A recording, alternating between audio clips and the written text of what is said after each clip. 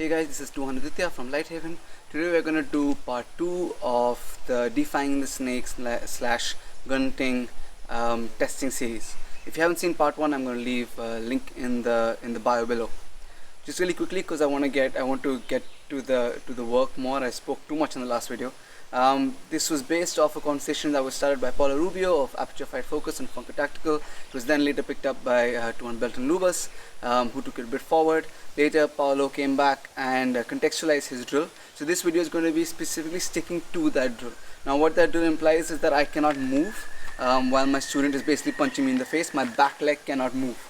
I'm going to be trying this drill, trying to see if I can pull off the Defying the Snake and the Gunting principle in both grips. In my Pakal grip, my ice pick grip, and my Siksa grip or my hammer grip, in my right lead and my left lead.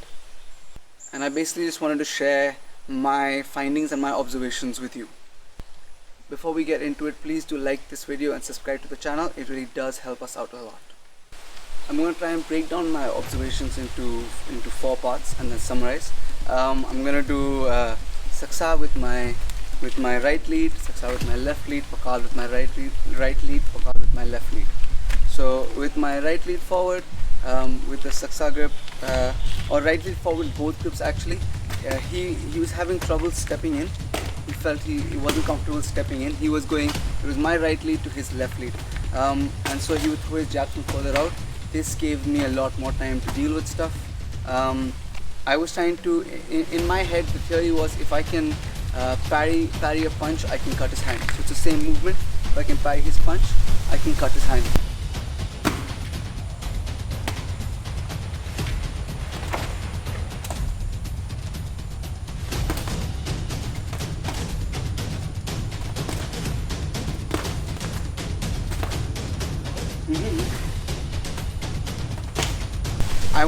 I needed to have a meatier parry.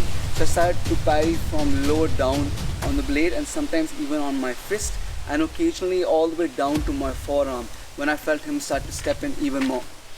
I started trying to time his crosses, so I would parry that jab and then try and cut and do the gunting on the cross.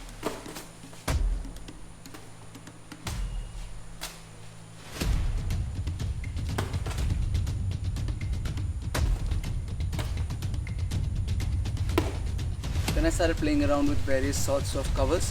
So my guard typically became a high guard like this with this triangle sort of shape, and that made it easy for me to have this sort of a cover. Any cover coming up center line gave me a reasonable amount of success.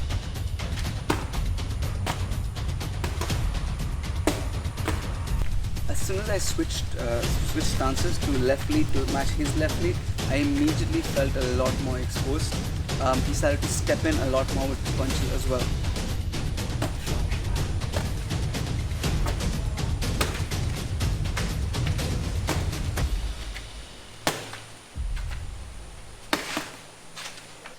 It got to the point where there were times I was just constantly having this cover, and there would be times when I would try and almost gunting with my elbow and the knife, so something like this.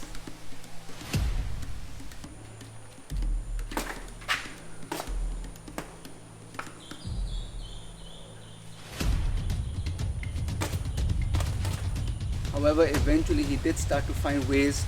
So from here he did start to find ways around with his cross. He changed the angle of his cross a little bit. It became almost like a hook, and he found his way around the cover.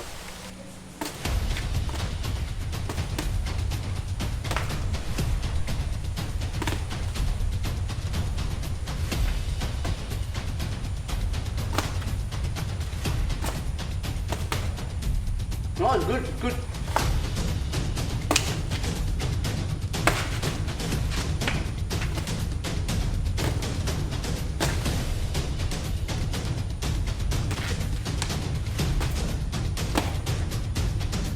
I'm not sure whether it helped the fact that he was attacking my forehead, but it allowed me to sort of parry and cover a lot faster. I'm not sure how this would change if he was attacking a different part of my face, maybe something lower down, my nose or my chin, I'm not sure. But being my forehead, I was able to have this sort of high guard, but the tip of that triangle was where my forehead is, and this allowed me to sort of parry and come back. If it was maybe further down, maybe I'd have to drop my hands a bit more and it would take longer for my hand to come back on my forehead. I'm not sure about that.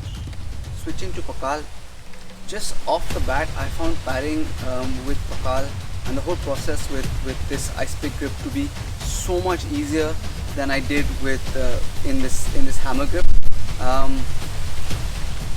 I didn't have too big an angle here. I kept it kind of small to make the knife stiffer, and I was trying to parry either with, again, the lower part of the knife, sometimes my fist, sometimes my forearm as well. When I was getting that fist parry, I was almost always also getting some part of the blade to cut as well, or to make contact with the fist as well, or the wrist. So Pakal with my left lead forward, again parrying was much easier at this range. My frame was up almost like the whole time. As soon as I started to lose that cover, lose that frame, I started getting hit a lot. Cutting the cross was harder because that angle was kind of strange. So I might get that sort of jab was a bit easier, but that cross became a bit more problematic for me.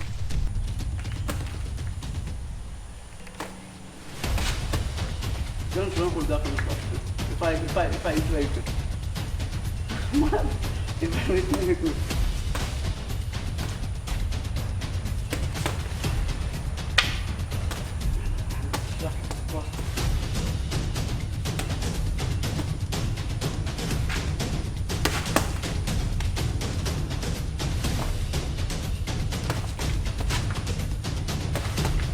Every now and then I would time the jab cross and I would step off 90 degrees.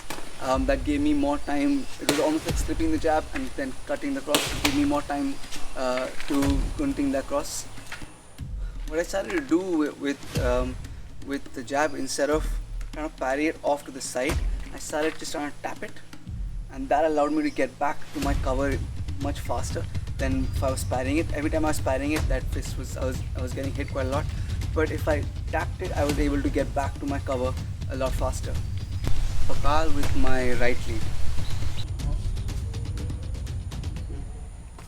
He was forced to punch from a bit further away.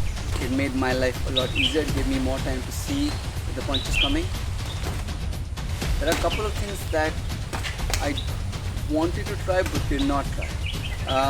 One was a parry in the hand, cutting the body. Applying the hand, cutting, stabbing the body, some sort of body attack, but I didn't try that. The other thing that I think would have made life a lot easier was if I moved forward with my cover. I feel there are solutions in them as well, which I haven't looked at as of yet. So I just want to put that out there. I haven't tried attacking that body or moving forward with that cover.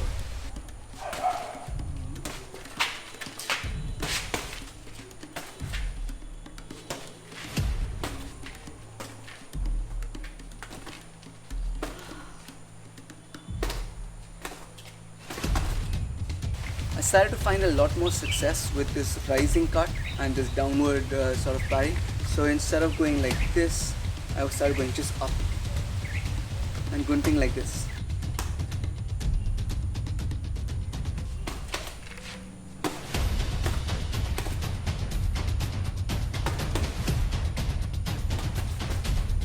However, I do think that my frame with my left leg forward was probably more, or my cover with my left leg forward was probably more successful, because it allowed me to just be like this, cover an entire side and occupy center line at the same time. And when I had my knife hand up like this, it gave me a lot more protection.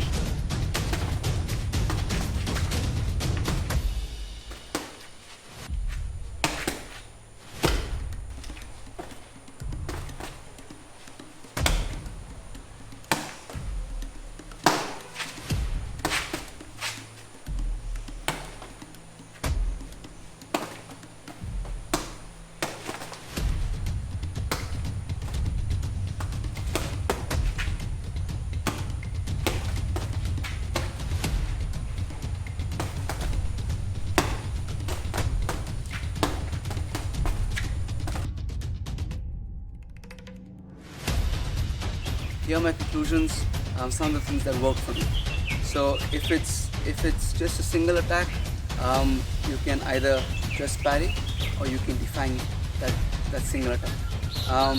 You can, if it's two attacks, you can slip the first, so you don't touch it, you slip the first, define the second, or parry the first, define the second. Define the first, have a cover, define the first, parry the second.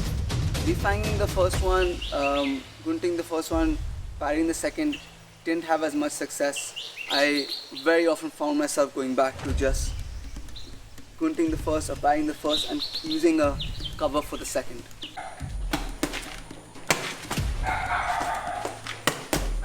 A really big thank you to both Purv and Rudy for your help in both the videos. It means a lot.